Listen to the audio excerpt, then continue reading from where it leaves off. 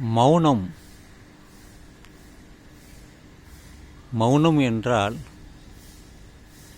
எதையும் பேசாமல் இருப்பது.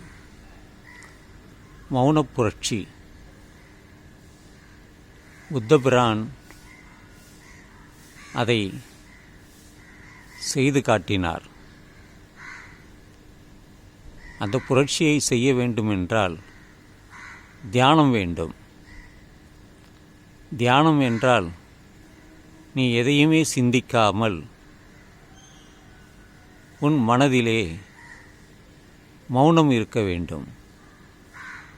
நீ எதையாவது சிந்தித்து கொண்டிருக்கிறாய். உன் மனதிலே எத்தனை விதமான எண்ணங்கள் தோன்றி தோன்றி மறைகின்றன. அதையெல்லாம் நிறுத்து. உன் எண்ணங்களை நிறுத்து.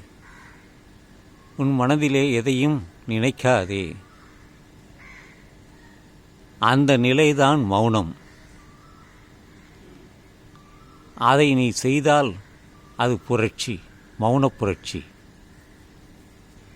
சாத்தியமா? முடியுமா? நிச்சயம் முடியும். ஒரு நாள் செய்து பாரேன். உன்னை பழக்கிக் கொள்ளேன். பரிநிர்வாண நிலையை நாம் அடைய வேண்டினால், அடைய விரும்பினால் இதெல்லாம் ஒரு வழி. ஒரு நாள் மௌனமாக இரு. எதையும் சிந்திக்காமல் இரு. உன் எண்ணங்களை வராமல் பார்த்துக்கொள்.